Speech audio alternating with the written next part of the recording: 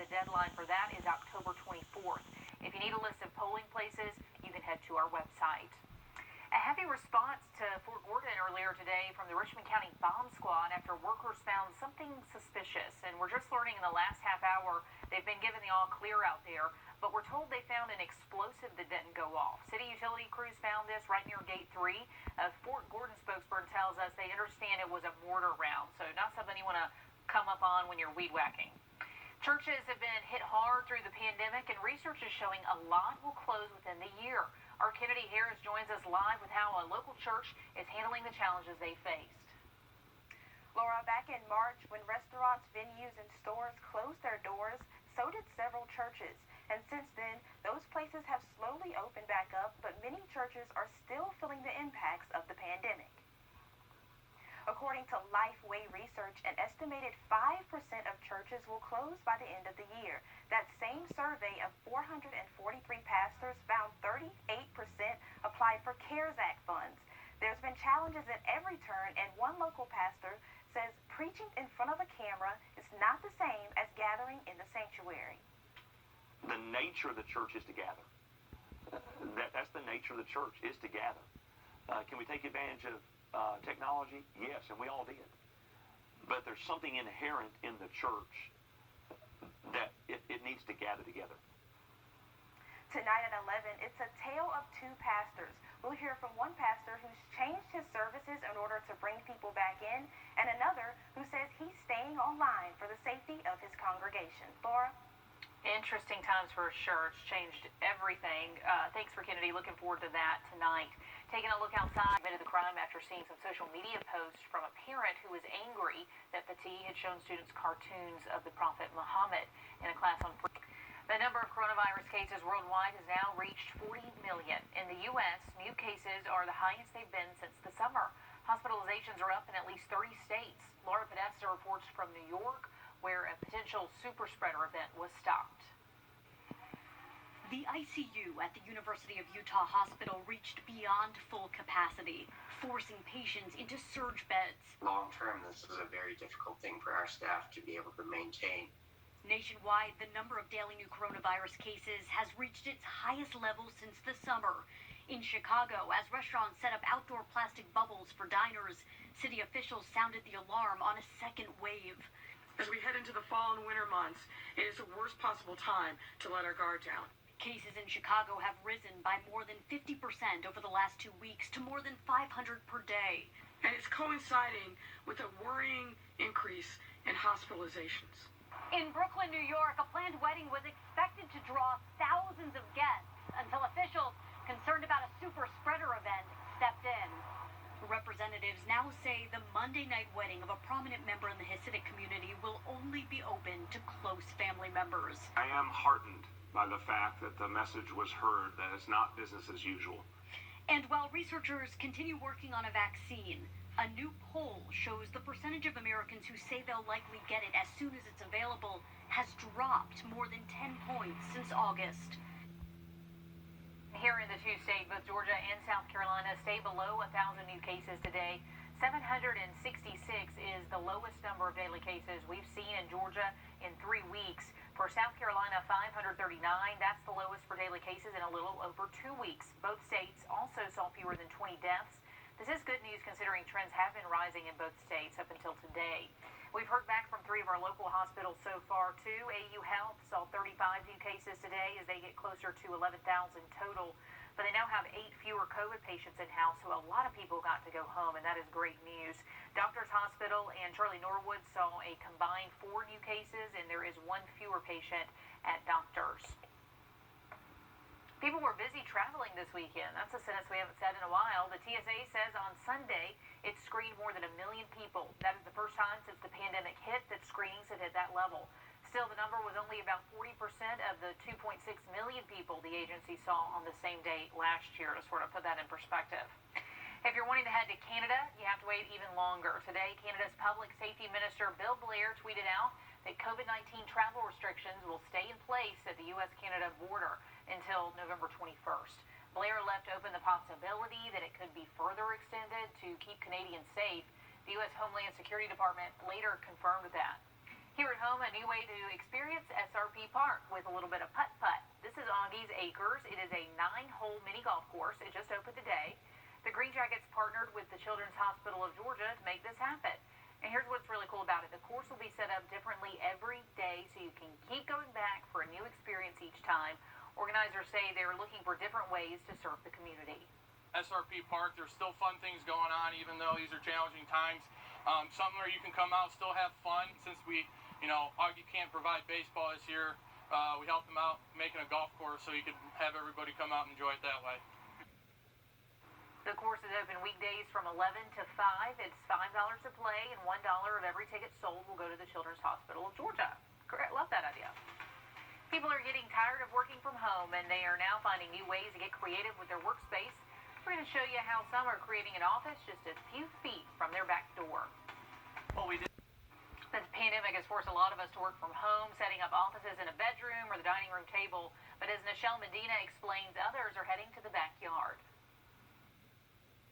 Miguel Blas is getting a new addition in his backyard.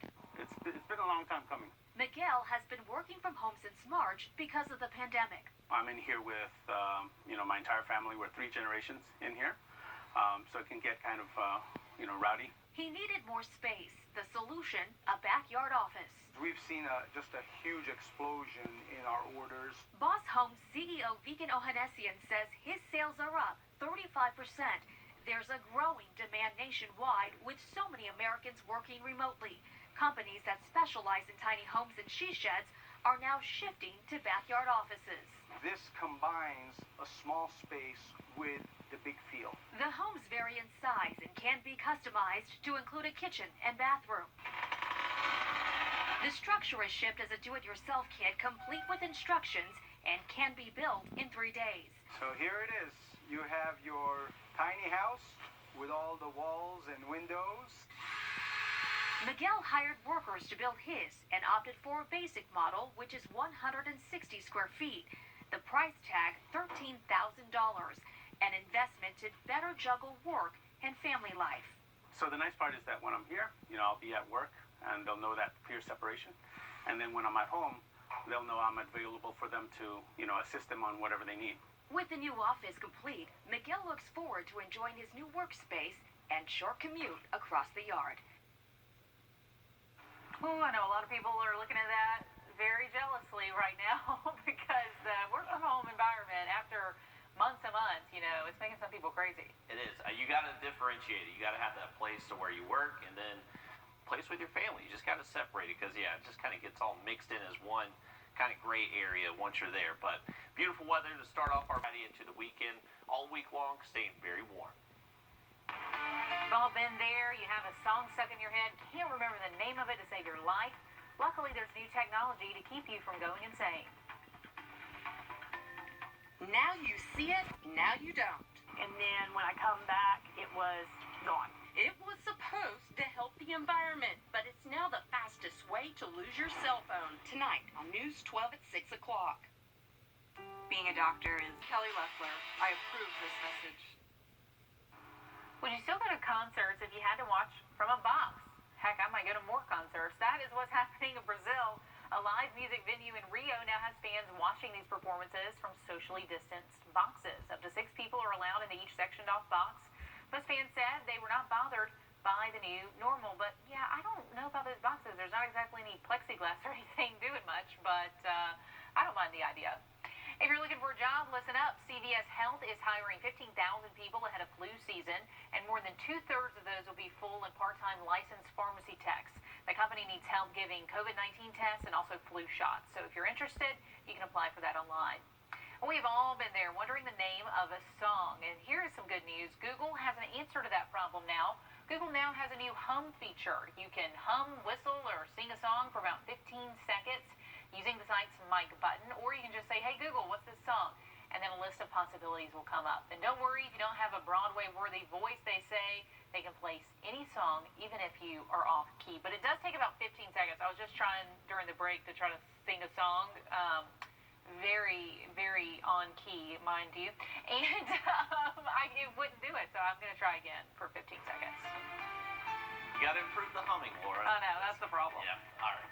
Columbia County Fair, believe it or not, coming back this week. We'll take a look at opening night's forecast coming up. I think something wrong with the Georgia. 911, do you need police, fire, ambulance?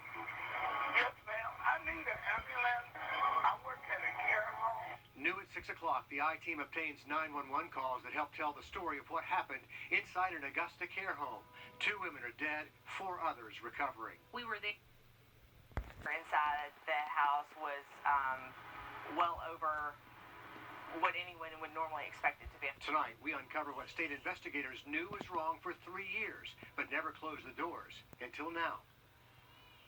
And all new tonight, our I-team confirms local investigators sounded the alarm for months about hazardous conditions inside the First Love personal care home.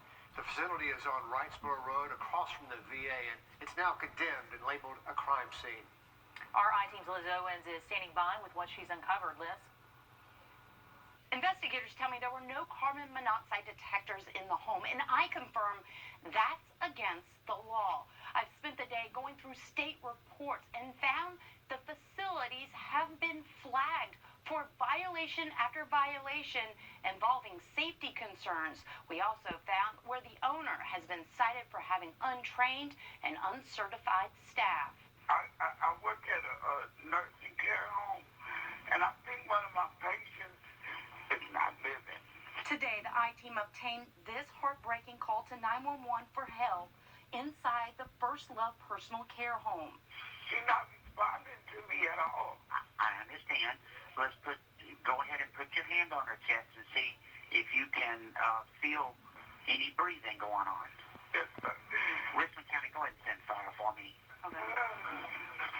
No, baby. I don't. Okay. I don't. All right. Well, let's do CPR on her, okay? I don't know CPR. We were on scene Sunday and talked to the owner. She didn't want to talk on camera, but did tell us she learned of the tragedy unfolding inside when an employee called her. The I-team found the owner was cited this January for employing an uncertified worker at the Wrightsboro Road location. The worker did not know CPR. Well, now, don't worry about hurting her. If she's not breathing, she's already hurting. Grab her by the ankles and pull her to the floor. Yes, sir. Okay? You can do this. Okay. It's okay. It's all right now. We're going to do this together. Yes, sir. The I-team found First Love personal care homes are well known to investigators. There are 3 in Augusta, and today we counted dozens of violations at all 3 properties over the last 3 years. From expired fire extinguishers, sprinklers out of compliance, plumbing problems, and multiple bed bug outbreaks. It gets worse. We had complaints from various people that had either loved ones or had been in the home themselves. District Attorney Natalie Payne tells the I-team she alerted the state back in May after a bank threw up a red flag concerning possible financial fraud. Today, we obtained the email the DA sent to the Department of Community Health. SunTrust flagged owners for possible fraud and money laundering. That same month, law enforcement sent out these flyers to News 12 asking for help to find these 2 sisters, Kiana and Lakeisha Harrison. Both worked at First Love. In the email, the DA's office tells the state both Harrison sisters have multiple felony warrants and have been allowed to stay in care homes. I'm trying to wait until COVID dies down, but we can't wait forever. The state responded, we can do an off-site investigation. We now know in July the state cited the owner for employing a worker with felony fraud, forgery, and drug charges. They also found 2 other employees had multiple felony warrants. In this particular situation, it takes a lot for a facility to be closed down. You have to have some pretty blatant violations. In all, the I-team found 15 reports of violations over the last 3 years were not enough for the state to close down this chain of personal care homes. And the ongoing pandemic preventing investigators and family members from visiting makes it even harder to know what's going on behind closed doors. This summer, a spokesperson with the Department of Community Health told me they suspended annual inspections of facilities during the pandemic. They told me they are following up on complaints alleging abuse and neglect. What's unclear is whether those are in-person visits or virtual. Liz Owens, on your side. Liz, thanks. Certainly a lot of questions surrounding all of this. And something we've been investigating for months at this point, different personal care homes. We have team coverage tonight. Celeste Springer's been out there at the scene. Celeste, what can you tell us? Investigators were combing the scene for a second full day here at First Love. We're learning now tonight that 2 of the 4 patients here were released from the hospital. Meanwhile, neighbors are still mourning the 2 women who didn't make it out alive. It surprised me. It surprised everybody. 2 elderly women, Georgia Blount and Sylvia Reed, found dead inside their rooms at the very facility tasked to take care of them on Sunday morning. Richmond County investigators say when they arrived at 9:15 a.m., the house was unbearably hot on the inside. Neighbors like Bertha Burns left stunned, trying to make sense of the tragedy next door. Hurt me, too, because I sat out there and talked to them a lot. I go to visit my daughter. We sat outside with the ladies while they outside enjoying the fresh air and sit down and talk to them. I don't miss a day going to visit them. The district attorney's office was out here today to recreate the scene and retest the levels of carbon monoxide. They say during that retest, the levels were sky high. This only added to the puzzle since on Sunday, investigators found carbon monoxide levels were within normal range. I just hate that happened to them, though, especially so close to you, you know. The DA's office says they also didn't find any carbon monoxide detectors when they checked the facility. It surprised me a lot. A facility like that's supposed to have everything. For Bertha, the image of her friend's final moments and their family's pain is hard to comprehend. Georgia, real funny. Georgia was real funny. They in my prayers. I feel sorry for them. I practically cried when they told me, because they were sweet little ladies and had no trouble out of none of them. Though carbon monoxide was detected inside the home, the coroner's office has not released the official cause of death yet. I was able to speak to the daughter of Georgia Blount, and she said she didn't want to go on camera just yet, but her entire family is shocked about what happened here. Absolutely. Our thoughts and prayers are with those families today. Celeste, thank you. Outside, taking a look over Wheeler Road,